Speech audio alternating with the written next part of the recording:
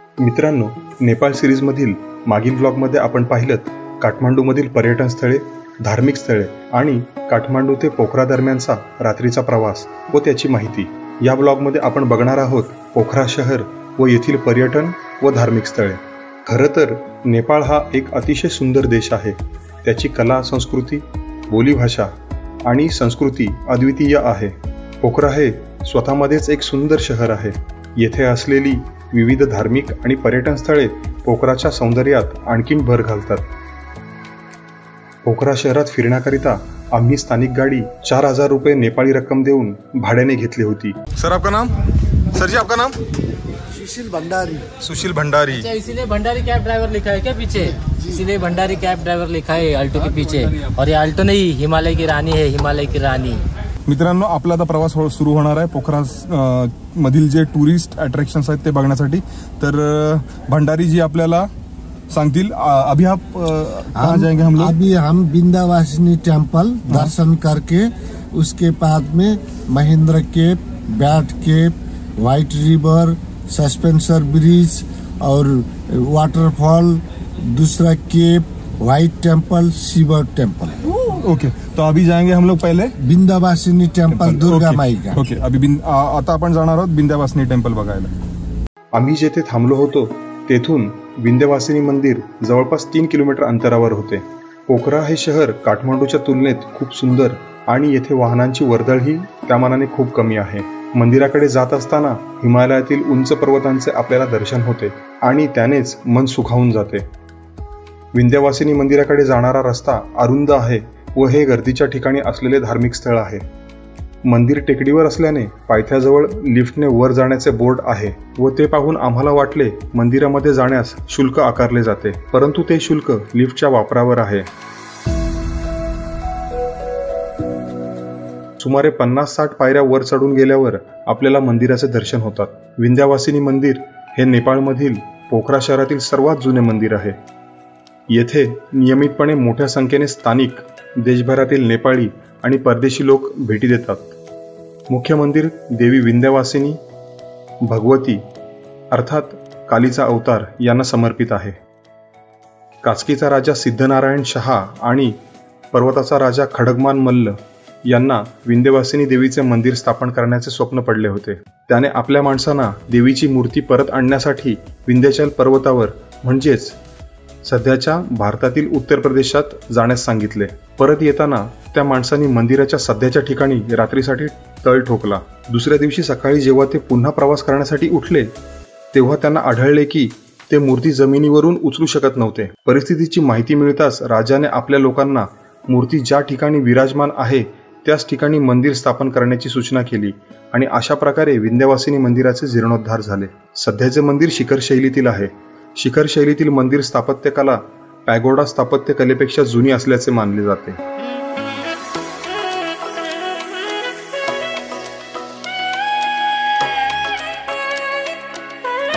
मित्रांनो, आपण आता आहोत विंध्यवासिनी मंदिराजवळ. भरपूर मंदिरं आहेत इथे. म्हणजे कृष्णाचं आहे, सीतारामचं आहे, परत शंकराचं आहे आणि विंध्यवासिनीचं पण टेम्पल आहे. गर्दी पण नव्हती आज इकडे. तर आता आपण जाणार आहोत खाली आणि आजच्या दिवसातलं दुसरं लोकेशन बघणार आहोत. आता ड्रायव्हर साहेब आपल्याला कुठे घेऊन जाणार आहेत ते खाली गेल्यानंतर आपल्याला समजेल. मित्रांनो, विंध्यवासिनी देवीचं दर्शन झालेलं आहे आणि पुढील डेस्टिनेशन असेल आजचं आपलं कोणसा आहे रहेगा भंडारी जी? आप जाएंगे हम महेंद्र केव. महेंद्र केव. ओके, पुढचा डेस्टिनेशन असेल महेंद्र केव. यहाँ से कितना दूर है? यहाँ से आपको अराउंड 3 किलोमीटर. ओके, 3 किलोमीटर असणार आहे. 3-3.5. ओके. पोखरामध्ये रस्त्याच्या दुतर्फा लाईट व टेलिफोनच्या वायरिंगचे साम्राज्य खूप मोठ्या प्रमाणात बघायला मिळते. जवळपास 10 मिनिटांच्या प्रवासानंतर आम्ही होतो महेंद्र गुहेच्या प्रवेशद्वारावर. गुहेत प्रवेश करण्याकरिता लागणारे तिकीट शुल्क आता आपल्यासमोर स्क्रीनवर आहेत.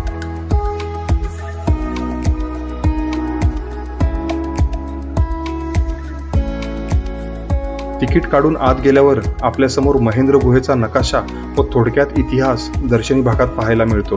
गुहेच्या वरच्या बाजूस सुंदर बाग बनवण्यात आली आहे व बागेत फिरताना गुहा कुठे असेल याचा अंदाज आपल्याला लावता येत नाही.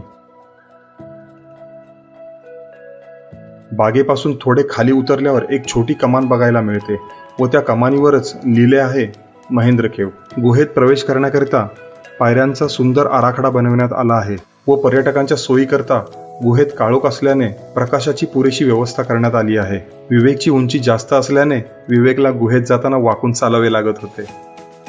खाली पाय सांभाळून रे. ही गुहा 1950च्या दशकात पोखरा येथील मेंढपाळांनी शोधली होती.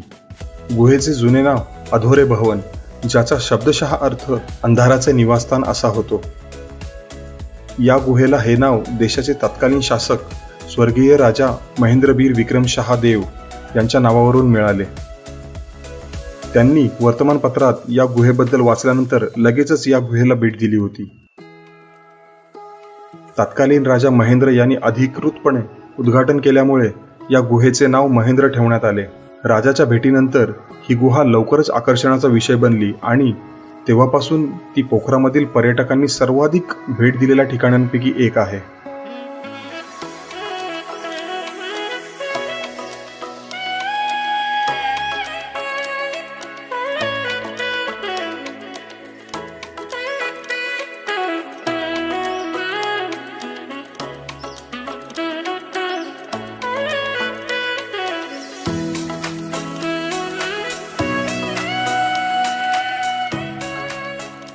गुहेच्या शेवटी आतमध्ये गणपती बाप्पांचे मंदिर म्हणजेच सिद्धिविनायक मंदिर सुद्धा आहे व त्याच्याच बाजूला एक विहीर असून त्यात वाहणाऱ्या पाण्याचा प्रवाह आपण लाईट लावून बघू शकतो.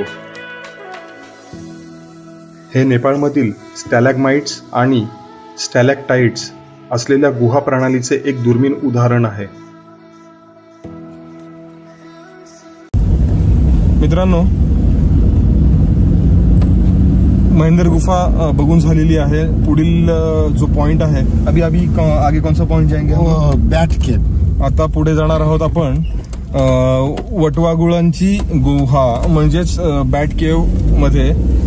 वटवाघुळांची गुहा महेंद्र गुहेपासून जवळपास 1 किलोमीटर अंतरावर आहे.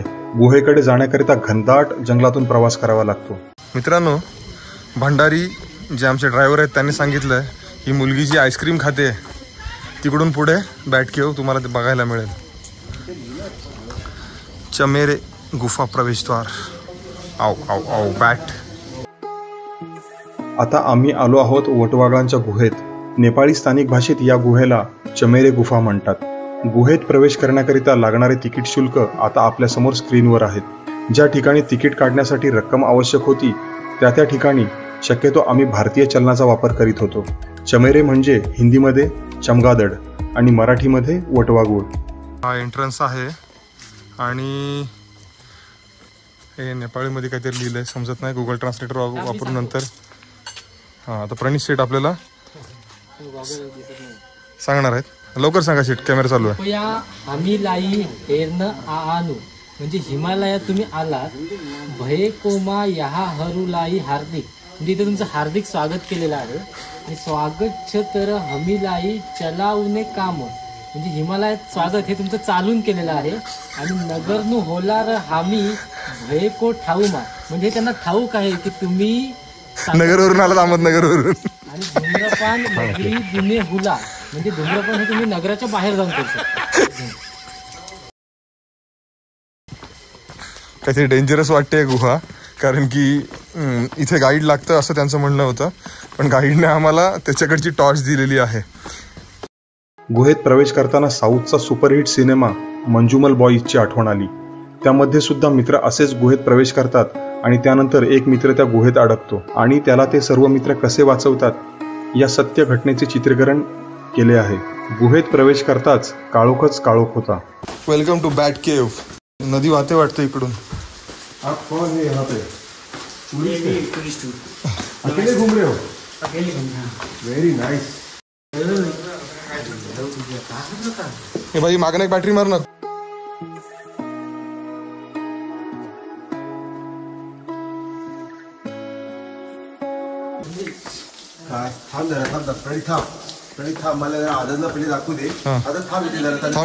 थांबलो.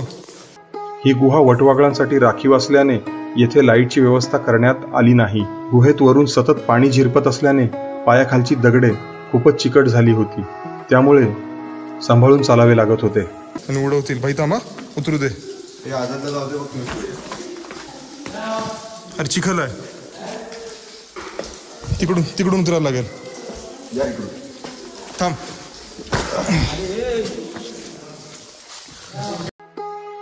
ही गुहा तिच्या भिंती आणि छतावर राहणाऱ्या वटवाघळांसाठी, विशेषतः घोड्याच्या नालीच्या आकारासारख्या वटवाघळांसाठी ओळखली जाते. ही गुहा पोखरामधील सर्वाधिक लोकप्रिय पर्यटन स्थळांपैकी एक आहे. हिवाळ्याच्या महिन्यात या गुहेमध्ये 18 वेगवेगळ्या प्रजातींचे वटवाघळे बघायला मिळतात. गुहेतून बाहेर निघण्याकरिता गुहेतूनच डोंगर चढून निमुळत्या रस्त्याचा वापर करून जावे लागते. काही पर्यटकांनी प्रयत्न केला सुद्धा, पण यश आले नाही. मग त्यांनी व आम्ही निर्णय घेतला, ज्या रस्त्याने आपण आत आलो आहोत त्याच रस्त्याने बाहेर निघण्याचा.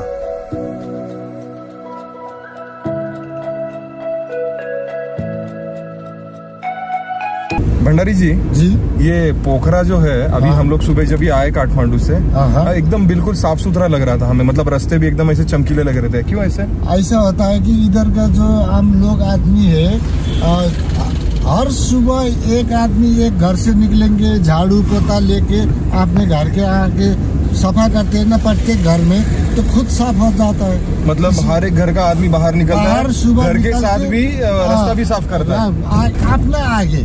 ओके, अपना घर के आगे पूरा साफ कर देता है. ओके, मतलब घर के सामने का परिसर साफ कर देता है. तभी मैं सोच रहा हूँ कि काठमांडू से पोखरा इतना साफ क्यों दिख रहा है. मतलब लोगों का इनिशिएटिव है, लोग सामने उतर के सब कुछ साफ सफाई करते हैं. बहुत अच्छा. मित्रांनो, आजच्या दिवसातला चौथा पॉइंट आहे सस्पेन्शन ब्रिज, जो आता आपण बॅट केव्ह बघितली त्याच्यानंतर, म्हणजे त्याच्यापासून जवळपास 2 किलोमीटर अंतरावर आहे. पॉइंट जवळजवळ आहेत. ॲक्च्युली सायकल घेऊन पण फिरू शकतो, पण ऊन पण भरपूर आहे.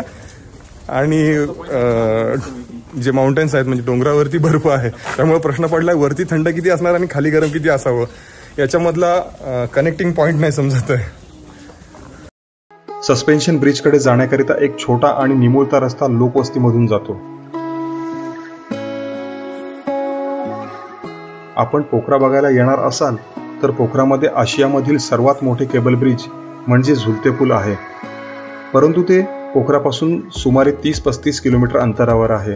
आता आम्ही ज्या केबल ब्रिजला भेट देणार होतो ते पोखरा शहराला पलीकडे असणाऱ्या छोट्या गावासोबत जोडते, पण तेथील नजारा आणि निसर्ग सौंदर्य डोळ्यांना सुख देणारे आहे. अशा झुलत्या पुलावर चालण्याची माझी तरी पहिलीच वेळ होती, त्यामुळे पूल हलत असताना एकंदरीत भीती वाटत होती. आम्ही पुलावर पोचल्यावर काही नेपाळी मुले त्या ठिकाणी कुतूहलाने आम्हाला भेटायला आली, पण मुलांच्या बोलण्यावरून तरी मुलं खूपच आगाव असल्याचे जाणवत होते.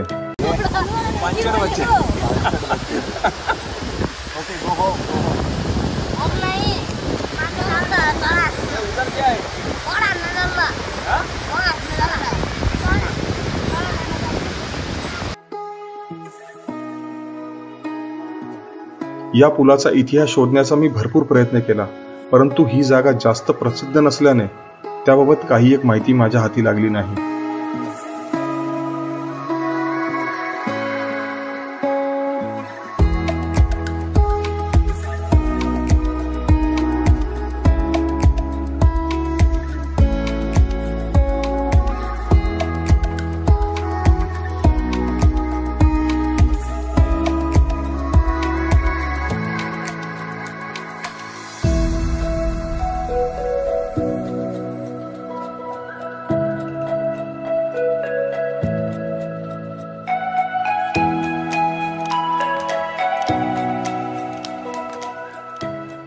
मित्रांनो, पोखरामधील उर्वरित पर्यटन स्थळे आपण पुढील ब्लॉगमध्ये बघूयात. आजचा ब्लॉग आपल्याला कसा वाटला आपण कमेंट बॉक्समध्ये नक्की सांगा.